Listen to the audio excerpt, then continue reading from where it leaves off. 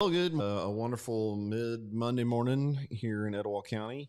Christie and I are jumping on to give a quick update on the rendering plant. We were thinking about doing a little bit later in the week, but with schedules and all, this is when it works. So sorry that this is an impromptu, no notification. But as always, we're going to try and give you a little update on information.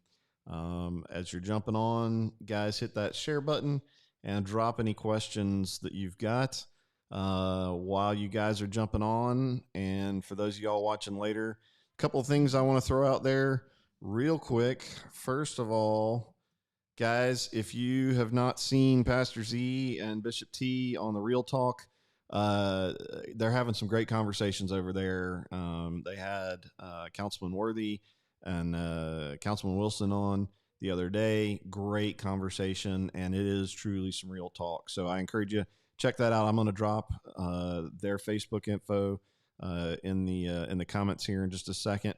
And then, as always, we've got our friends over at Capal. Those guys, they continue to bring on a lot of the new candidates and a lot of discussions about stuff going on as well. So I'll drop a link in there if you haven't watched any of their stuff. Please jump on over there and watch those guys. I think it's pretty cool that we've got 3 talk shows, probably more coming in Etowah County.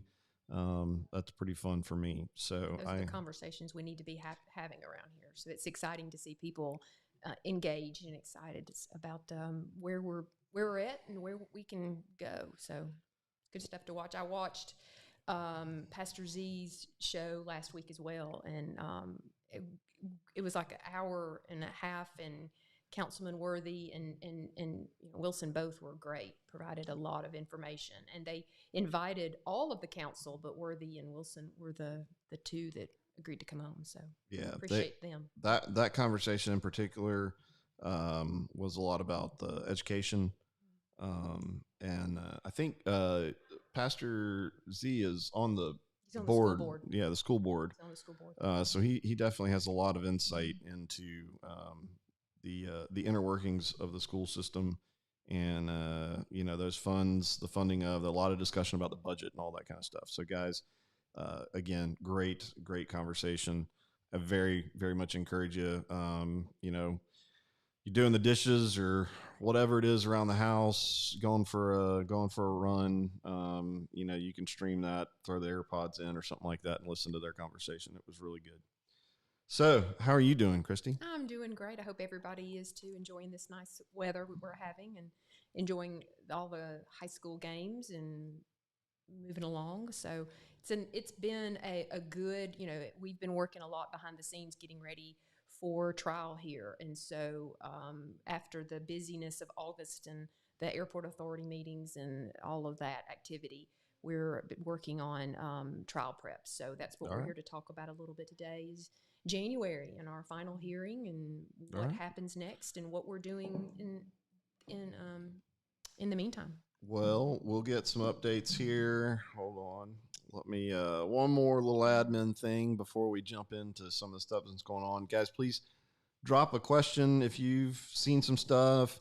Post it out there and you've got some questions. I know Christy dropped a little information last week. We're going to talk a little bit about that today. But questions that you've got, we definitely want to get those answered. But I want to point out again, so we're building out this Advanced Etowah app. If you go to advancedetowah.com, in the menu or right on the homepage, there's a link. It'll take you over. And for now, what we really want to do is get issues from folks. So go over there. There's a submit your issues button if you scroll down just a little bit. And I've seen a couple that have been dropped in. Put those in there. You don't have to leave your name if you want to. Love to have that as well. But we want to pull those issues together as a good point, as a good place for us to have the discussions, identify what are some of the key issues. As we'd say in the military, force multipliers, right? Some of the issues that if you can fix those, they can lead to a lot of other opportunity to fix other things. So get those issues in there. No matter what, I mean, right now it's kind of a brainstorming for the community, if you will. So things that you think are important, go drop them in there. We're gonna, you can see what other folks have put in there. I've got candidate information. Slowly getting that in. I love as guys are announcing. If y'all go over there, if you're a candidate, drop your information in, or you can just message us and we'll get it in there. But hopefully, we'll end up with kind of a one-stop shop where you can go see all the candidates, information about them, links to their stuff, links to videos and conversations they're having, and hopefully they'll be happy to share some thoughts on some of the issues. So please, love for you to go check that out. It's a work in progress, so we'll see. All right, guys. Questions, get them in there. And I guess we will start with what's the first thing up you've got that you want to update and I on? want to segue a little bit to what you were just saying about submitting what the issues are and to submit that. And I think that, what did you call it? What did you say in the military? It's a what? Force multiplier. Force multiplier. I really like that, because what I'm talking about is a lot of the same idea, that because part of the legal issues that have arisen from this is the transparency issue. And if we could resolve that overall transparency problem, then we wouldn't be dealing with the legal issue that we're about to talk to you guys about.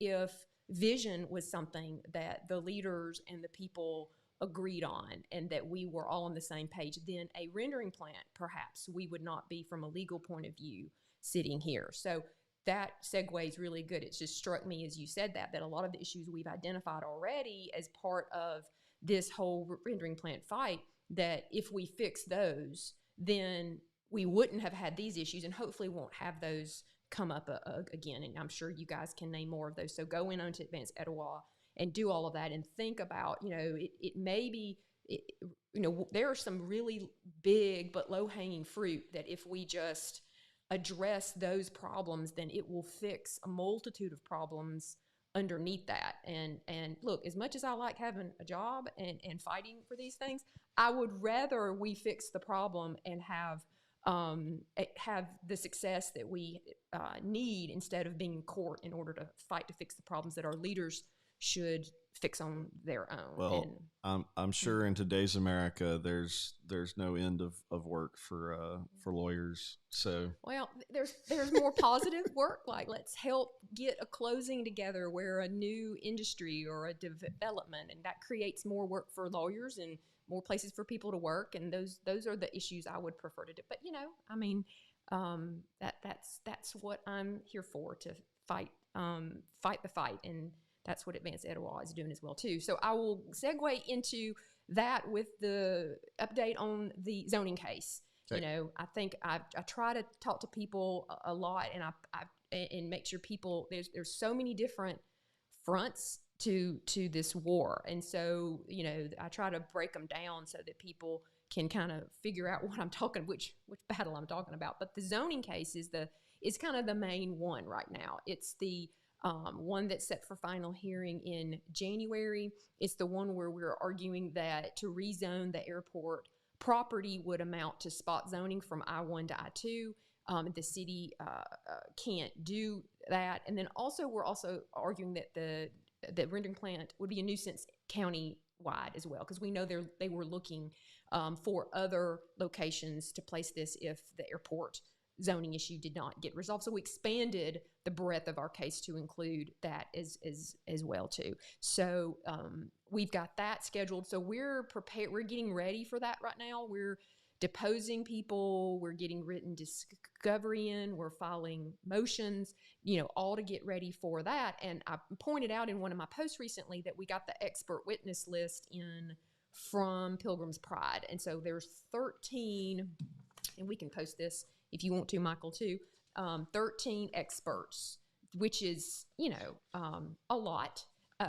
But that's part of when you've got a company like Pilgrims and the resources that they have in order to fight this fight. They're able to pay 13 people in order to, they're all out of state.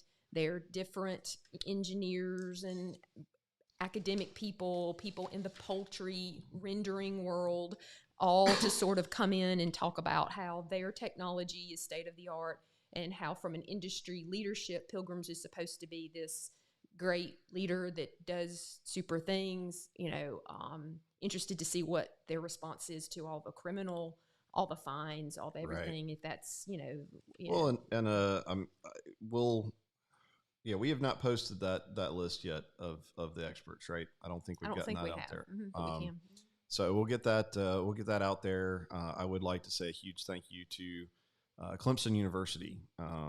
Clemson has got one or two, at least one of their expert witnesses is part of Clemson's faculty.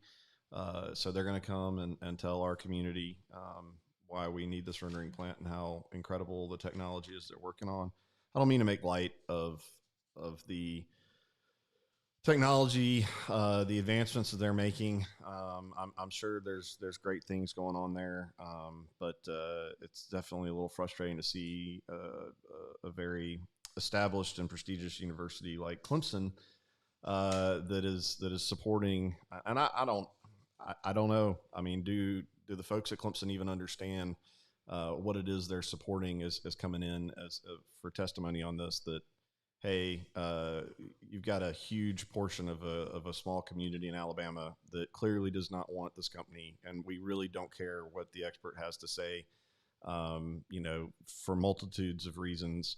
So Clemson's going to come in and help tell us why we're wrong or why we need to have this here. And, we don't want to be the guinea pigs.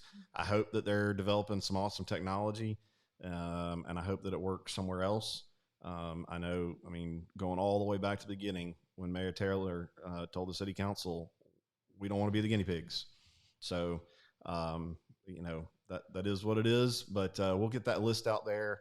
Guys, take a look at who some of these experts are. Like Christie said, nobody from the state of Alabama. All paid experts from out of state to talk about how we should want a rendering plant here. So, people that, and a lot of them are from the technology company, the equipment company. It's called Harslev. And you've heard them before. If you'll remember from those council meetings, Harslev had a gentleman come and speak in front of the council and tout what their technology is in Ireland and wherever, all this technology that it's great and that does this wonderful, and so a lot of this is the company that will put the equipment in, that Pilgrims will pay to put the equipment in here, and they're talking about, what their tech will do. But they really can't give us an example of a Pilgrim's Pride plant that has any of this here. And again, like Mayor Taylor said, we really don't want to be the guinea pig for all this. So all these engineers and academic people that they're paying to come down and tell us that we should want a rendering plant, we'll see how that goes. So it'll be interesting. Well, we'll get that list out for you guys. You take a look. I'm seeing Danny Starnes. Your comment about Clemson needing the cash. Yeah, I get it. I understand, how a lot of that stuff works. But, at the end of the day, I know you need money to do research and all that. But, sometimes it helps to put some things into perspective in terms of what you're actually doing. Developing great technology to go in the right place for the right application. Absolutely. But if you'll remember too, on this Eagle Grove, and some of this marketing stuff, remember back in winter that they put on the Facebook page where all the Eagle Grove people were. Everybody knows about Eagle Grove. The great video. The videos, exactly. How, and there's like 600 people in the town, but they were talking about, how this rendering plant has really brought jobs, whatever. And then so I know that the Chamber of Commerce or some type of chamber was part of that.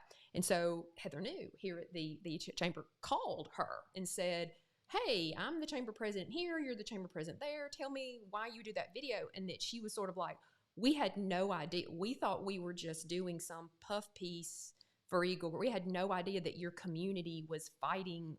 If we had known you didn't want it and that this was being used in order to try to, we would never have done that, you know. So Right. these experts very may well have no clue kind of that the entire community doesn't want this and the concerns, and they're just going to say, yeah, I mean, it's something that's needed and we can do a good job, but they don't know. They may or may not know the context behind what they're being asked to be an expert for. And Danny said Jason made a good point about all their experts were paid, and yeah, that's when you see the list, that's really what it comes down to is that they all, I mean, just like on the 27th, you know, all the guys that came to ask the public questions and comments were all paid time and a half.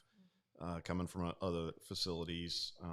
So this is just a much higher level. I mean, I have no doubt the list of experts, the engineers, they know what they're talking about in terms of the engineering and all the stuff that they have. You know, that probably, well, not probably, they're far smarter than me on what they're coming to talk about. But at the end of the day, they're still paid.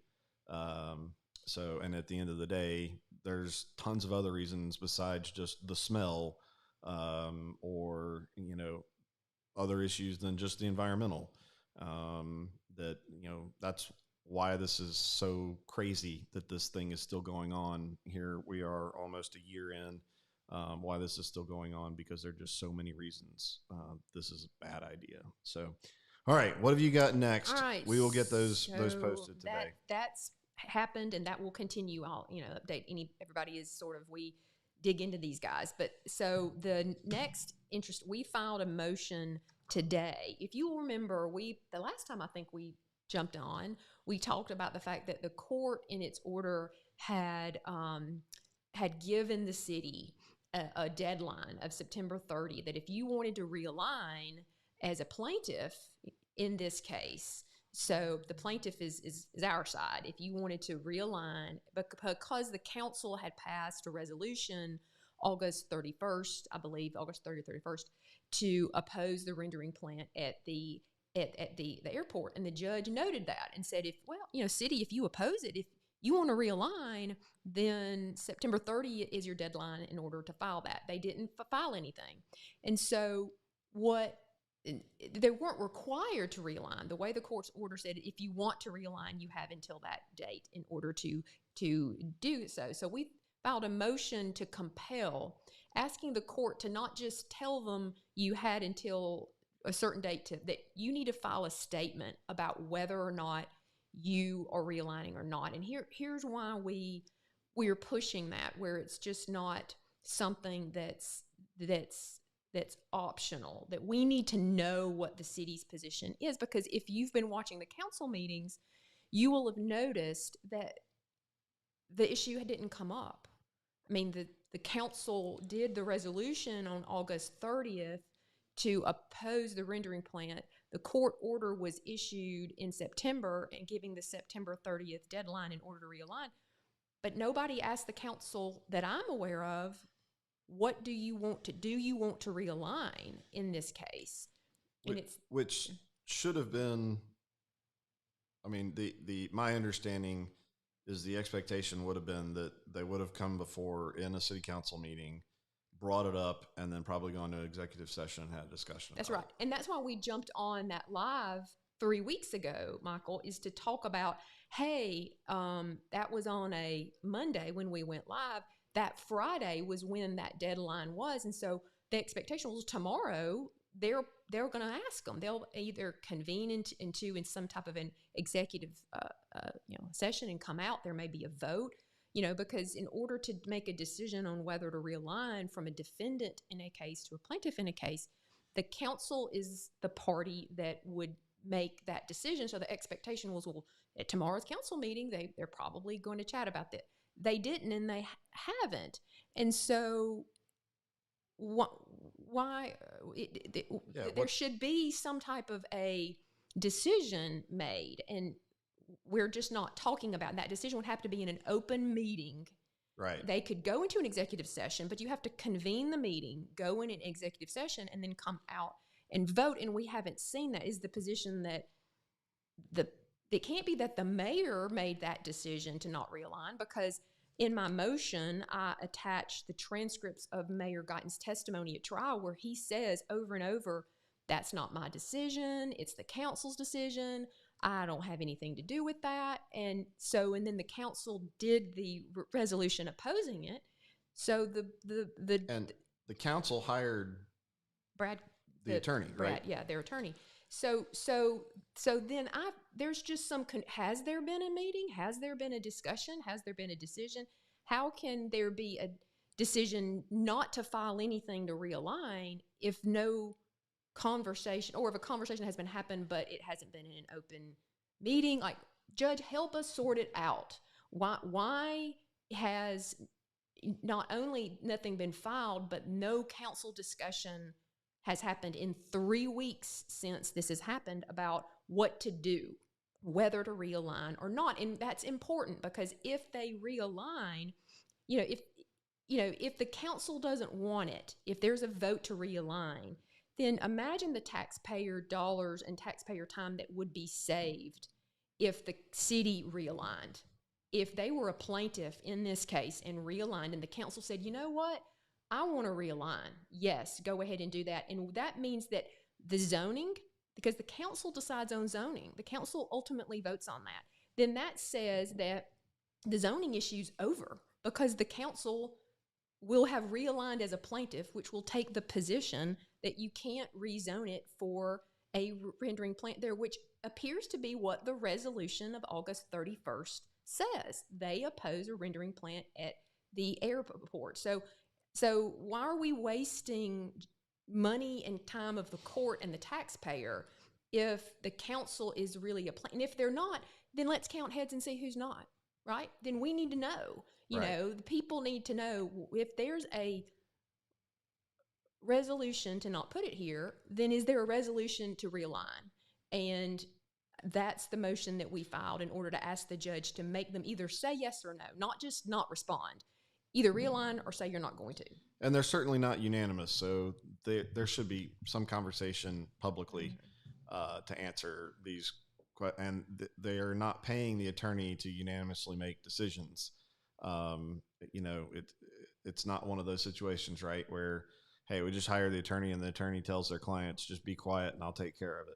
That's not how it works. Yeah, exactly. I mean, the attorney says, okay, client, my job is to represent you. It's to do what you want me to. So I have to ask you, do you want this or that? So attorneys just don't get to run a case however they want to. The client has decisions. And so the client is the city.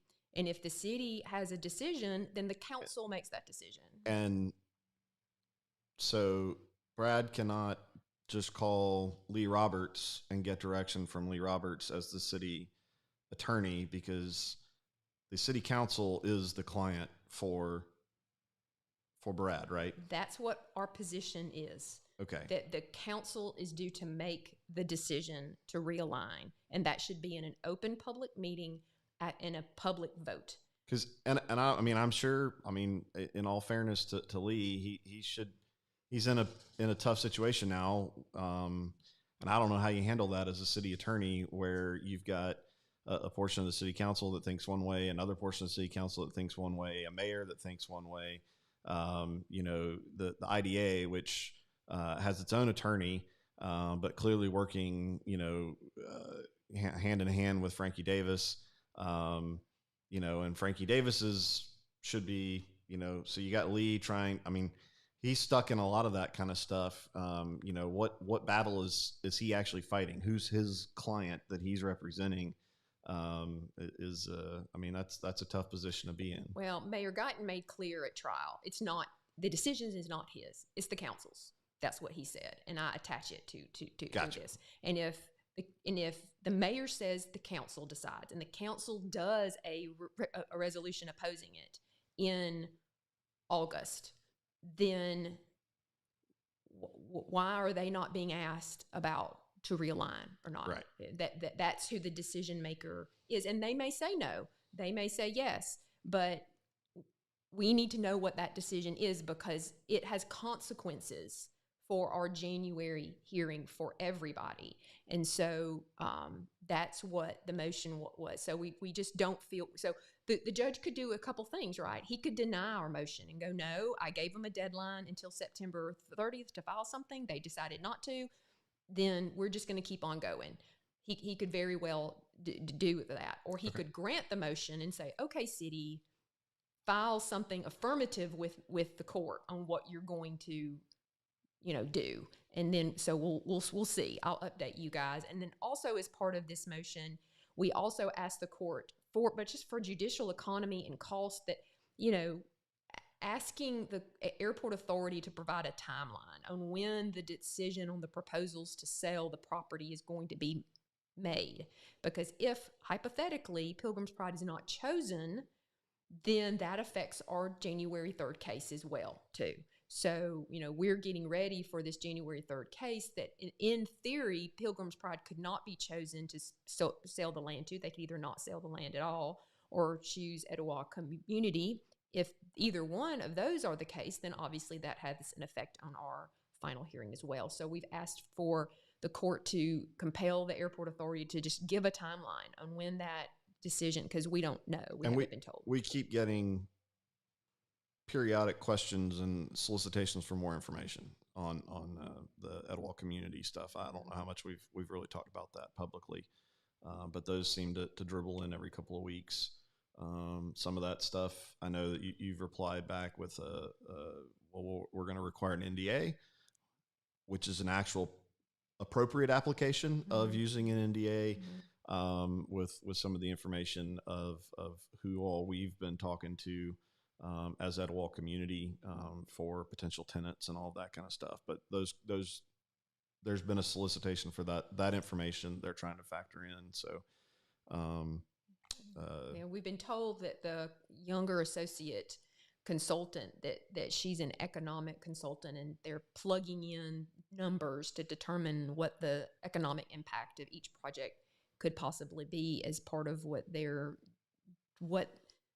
the decision or the recommendation that they make to the airport authority. The airport authority ultimately makes the decision, but they're going to get input from Neil Schaefer and Younger and Associates in order to make that decision. And don't get me started on Neil Schaefer. Well, and so I'll hush. So along those same lines, something I was thinking about in the last day or two as we do stare the 1 year anniversary in the face, and we the GAA holding back the decision making process and all that kind of stuff, and I just think about every day that ticks by sets Etowah County back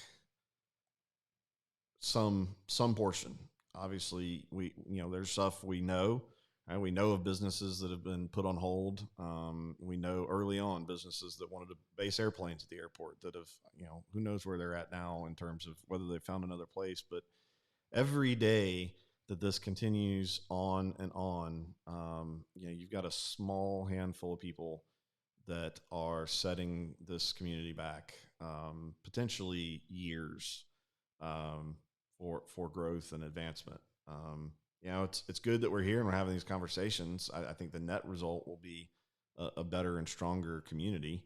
It's been cool to see things like Pastor Z and Kapow. We're having conversations that this community has traditionally not had, but still, I can't help but be frustrated that every single day when decisions aren't made, this could be ended any time now. It's not, and it just drones on and sets us back further and further and further. It does, and these are real people. I don't remember her name, I'm sorry, but in the Facebook thread when I made a comment about the different aspects of our fight, there was a wonderful lady that said they had been holding off on building their retirement home in Rainbow City because of this rendering plant issue, and that they were just going to scrap the whole idea because they just couldn't wait anymore. And I had responded back in the comments like, hang in there, Rainbow City is a wonderful place to retire. And she was like, thanks, but we just can't wait anymore. And I can't blame you. And those are the type of these are people. This is not just some faceless, nameless crowd that people or whoever or the powers that be that want this rendering plant to come here that are fighting. These are people in their homes who are affecting their lives, their retirement, their building a new home, they're selling their home, where they're going to put their kids in school. These are the type of things that there are human beings behind the decisions, and to just hang on for the sake of hanging on, is really does a disservice not only to the county as a whole, but to the individuals that are impacted that I talk to often, that Facebook me about their personal impact on their lives. And so that's what's so aggravating, not only from a global point of view on how it affects the county, but these are actual people. And we shouldn't forget that. The leaders should not forget that there's not consequences that are humans. Yep. But that's what we're dealing with here now. I got to believe, and I got to have the faith that these guys are going to end up in a better place as well, that we all will as a county be better off for having that fight. But we're coming up on a year, and look, we're all in it. If it takes another year, we're all in it, and we're going to fight it until its last gasp and it's over with. But there you go.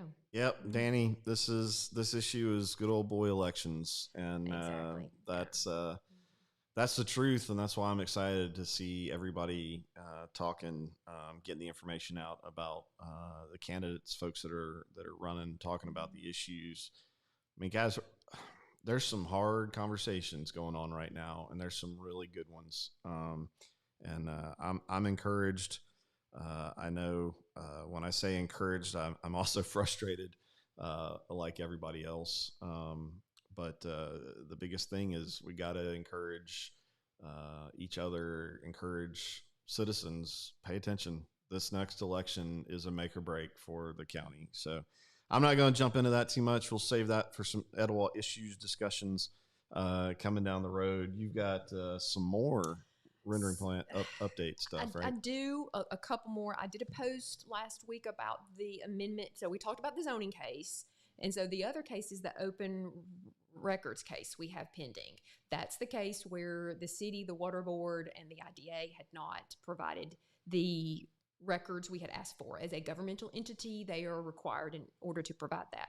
That's the case where the IDA argued they're a private entity, not subject to any of those laws. And the court ultimately said that that was accurate based on how they were set up. We've talked about that multiple times before.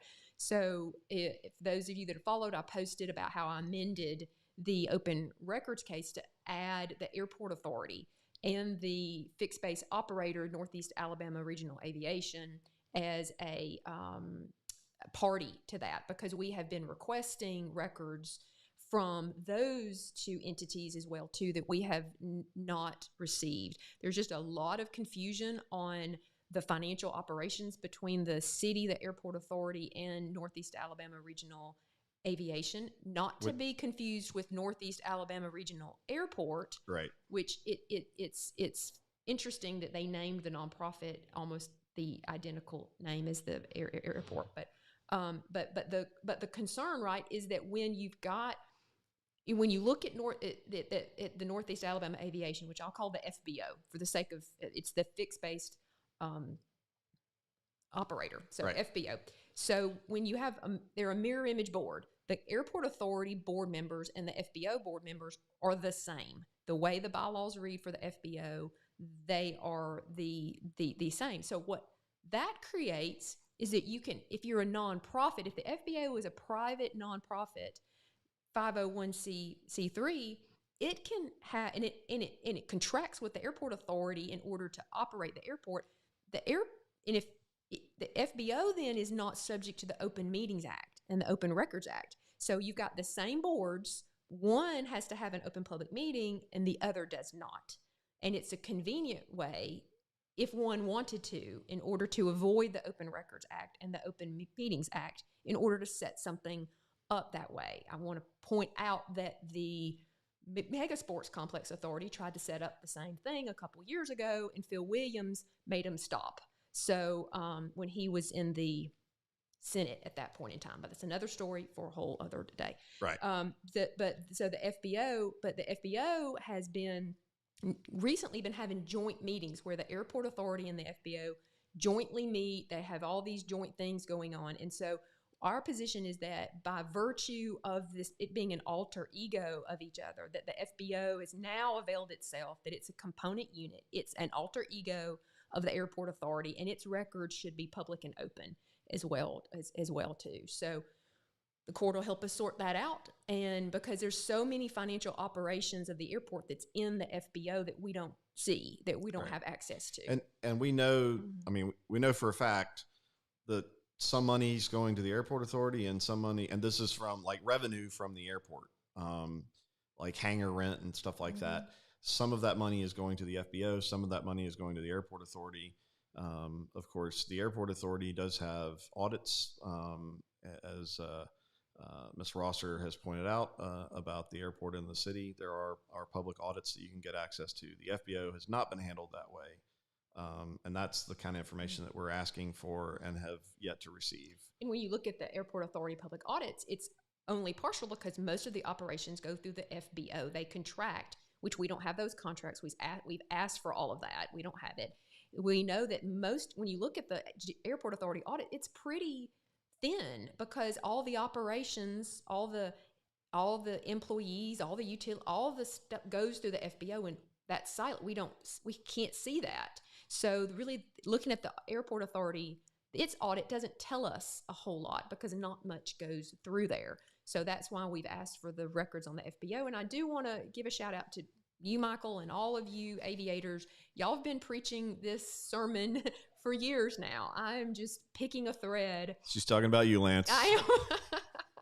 I'm talking about Lance. Thank you. You've been working on this for a while. It's because of you that we're able right now at this point to kind of pull on that thread and sort of see where it goes. And it's important not only from an overall transparency point of view though, but it's important to understand how did our airport get in this where it's cooperating for a rendering plant to come here. Who's in charge? Who's doing what? And then we found that there's this huge hole of transparency where all the FBO operations are in this dark hole that we don't really see. So it's all with the idea of coming out into the open light, understanding and maybe restructuring it, or ask that a restructure happen in a way that makes more sense, that's done in a more transparent way so that our airport can truly succeed. And not to get too into detail, this is my understanding of the way most FBOs work from the airports that I've flown through and the FBOs I've done business with. Usually an FBO is something that it's basically an entity. Majority of them, I believe, are going to be private companies. Signature is one that's one of the largest in the world. They're set up on a bunch of airports, and basically they would go in and make an arrangement, and they would actually pay to provide services. They're basically subleasing, or they're paying for the ability to turn around and sell fuel. Some will provide aviation training, hangar maintenance, that kind of stuff. I'm not sure that I've never really heard or understood of an FBO that was being paid to provide those services and turn around and they're doing it as a business to make money. So they're going to pay. They're not there as an FBO to manage like the runway, make sure the FAA compliance with approaches and all the fancy instruments and all that kind of stuff. That is typically taken care of by the airport, by something like an airport authority. For an airport our size, you've got some that it is all, I believe it originally was run this way, where it's basically just run by the city, and it would be kind of like the Falls, and that they would have another department that would be the aviation department that would run the airport, and there wouldn't be this FBO thing. And so they would handle the fuel sales, and your line guys that are out there pumping fuel would be city employees. That might be a reasonable expectation of the airport size that we have. Otherwise, what I would understand as a more traditional FBO would be if, say, Jonathan McCormick at Evoque Aviation and the hangar infrastructure that he's built out, if he turned around and said, hey, I'm going to bring in mechanics, I want to set up fuel farms, and I want to turn around and sell fuel, and then he could set himself up as an FBO, and Evoque Aviation could become an FBO and sell those services, and he'd pay X number of dollars to the airport authority for the right and the ability to do that. That's the way I understand it. I'm by no means an expert, and if we got aviation guys that know a heck of a lot more about it than I do, jump in there. But just there's more than you ever wanted to know about the way airports are structured. And then you got airports like Birmingham where you've got commercial operations, and that's handled in a whole different way in arrangements with the ownership of the airport, and then how all those terminals, like you go to Birmingham and go through TSA and all that kind of stuff, how all that's handled is in a whole other league of its own. Not something that we need to be worried about at Gadsden. So there's your lesson in Airport 101. Well, we need to pay more attention to the resource that is the airport and understand how it's working and how Right. that can improve.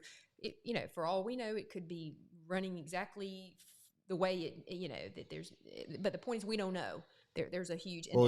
And I said all of that to explain to Christie's point about a lot of us aviators have been sitting around scratching our head, going, "This is really bizarre." And I don't mean to speak for all the aviators. Guys, certainly correct me if I'm wrong with that, but that's one of those reasons why I've been sitting around scratching my head, going, "Why is this structured this way?" But now, hopefully, we'll get some more information out of them and better understand what those relationships are, and does it make sense? I guess it's a possibility that it could be structured in the right way. And it could be, but going along with your multiplier, what was that? Tell me again. Force multiplier issue, right? This is one of those, right? Like, why are we structured from a governmental point of view in order to achieve the result that we want to achieve? It doesn't appear that we are. Now, has it worked? Maybe, sort of. We don't know. We're looking to see if it's worked. No. I'm going to go out there and say no. There's been, look at the current state of our airport. Nobody, we can have the argument over whether the airport has been successful in its management. But when you look at any other airport within, a 100-mile bubble of us that are growing, that are getting better, no, it doesn't work that way. But when you look, even if you did do some stuff to improve the airport, if its structure is so flawed and so non-transparent that it doesn't do any good. It may do a little, but it doesn't really achieve the goal. It's so much easier when you fix the overall structure and it's running the way it should for those problems to be. And that's hard work, right? That's why people don't do it, is because it's hard work. If everybody could do it, they would. It takes effort, and it takes time, and it takes a will to want to fix these things, because the easier solution is just we've always done it that way, just let it go. But we've gone too far down. We've always done it that way. Just don't make anybody mad. Don't ruffle anybody's feathers. It was the pet project of this person, and he's a really nice guy, so we don't want to make anybody mad. The days that we can be lazy in that way, or that we can just not pay attention, were over a long time ago, and they're really over now. And so we just can't afford to do that anymore. But the great news is that when you identify a problem and see it, then you can improve and you can correct it. And guys, here's maybe the most practical thing to help put it into context for everybody with this airport, and hopefully I'm allowed to say this. You're allowed to say anything, Michael. The attorney for the airport authority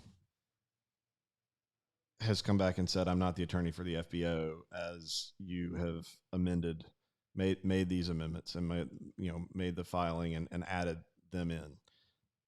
so there's even confusion on who exactly is he representing. It's one of the reasons that the contracts have been requested for these consultants, because are the consultants being paid by the airport authority, or are they being paid by the FBO? Who did we even make presentations to in August? And that's, I mean, it's the same board. The airport authority and the FBO is the same board. Who are we talking to? So even if you don't understand any of the airport stuff, or you tune out on all of that, when we talk about the transparency and the ease of understanding this stuff, who's the attorney? I mean, who's actually paying the attorney's fees? Is that the airport authority, or is that coming out of the FBO pot? How does all of that? The net effect of these, the way that it is structured, both for the airport, the IDA, and even stuff as simple as city council meetings, is to shut public input out. When you look, whether that was what the intention was or not, we can certainly debate that, but that's the result, is that we have a system in place here that does not encourage, so people, it's not necessarily our fault that we aren't involved. The system is just not designed in order to welcome or invite or to make that easy. It's designed to put roadblocks up to make that hard. And so we've got to just deal with that, because the more we can have the public input and the public buy-in, then more people will be involved, more people will run for office, more people will feel like that their time is worth the while to run for office and to care and to get involved here. So those are all just multiplier issues. A new word of the day. Force multiplier. Force multiplier. I need to write that down. If I don't write it down, it doesn't exist in my world. So things that make everything else even more effective. So have you got any other legal update issues? I could go on and on, but I'll stop there. Keep in mind too, we've got stuff on the horizon coming up. I mentioned it a little bit in my post. Be aware that the legislative session will be fast upon us in February 2022. Our rendering plant bill died last time, and we've got Andrew Jones, we've got Craig Lipscomb. My understanding is they're ready to fight for us again. We need all three members of our local legislative delegation fighting for us in Montgomery to get this bill passed this time. So you're going to hear me start to beat the drum about on that, and I'll stop there. But I could go on and on, because there's multiple issues we're trying to fight on it. But still the city could stop this at any point in time. We could be done next week, but we're fighting all the battlefronts as if ultimately elections in August next year are going to be probably where we find ourselves. All right. Well, I'm going to throw this up one more time, guys. So we do have trying to get this app populated with some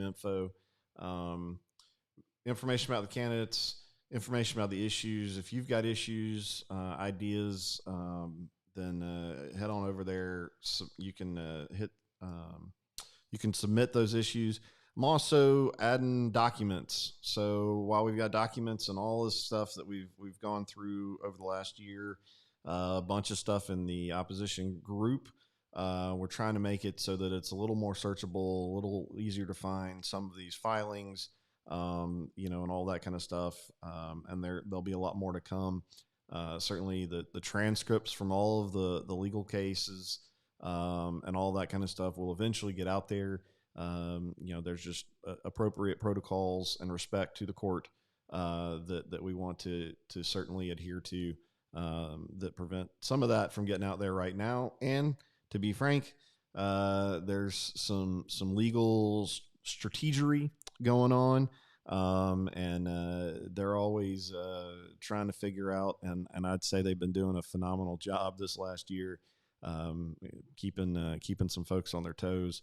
So some of that obviously you can't talk about, and as we get ready for January, I know that sometimes it may feel a little quiet, on some of those fronts. But trust me, they're working on this stuff daily, hours and hours. So, yep, go check that out.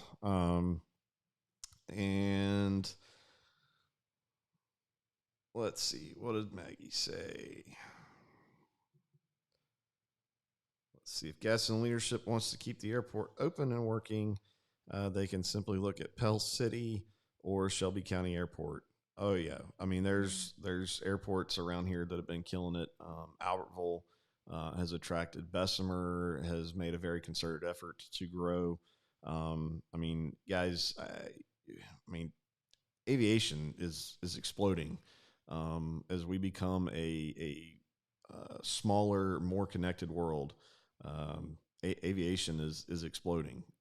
Jeff Bezos and Amazon wants to give you same day delivery. Well, that only happens when aviation's involved, and a very extensive supply network.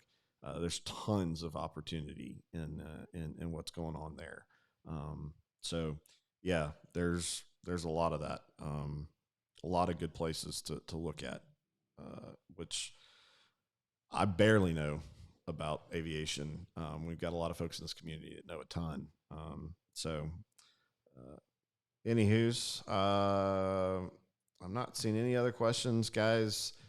Certainly, if you got comments in there, I want to say a huge shout out and thank you, Christie. I see her get in there and answer comments and answer people's questions, and that means a lot.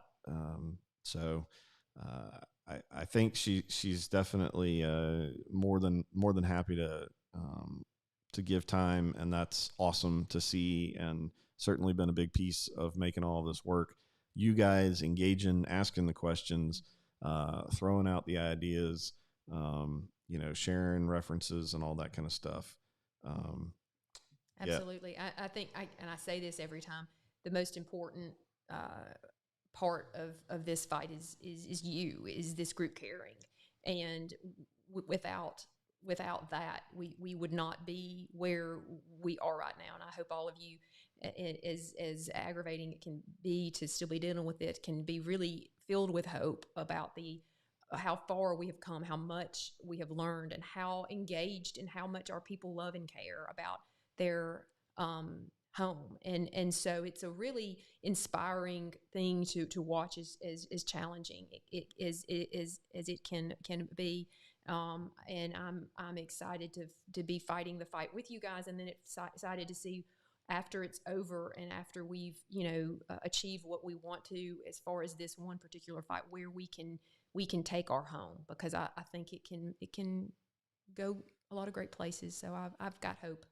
That's what we've got a lot of cool people with a lot of cool really thoughts, do. and those that aren't creative, we've also got people that are incredibly hardworking. And at the end of the day, I think everybody around here, the vast majority at least, want to just do the work they want to do, and not be held back, have opportunities for their kids.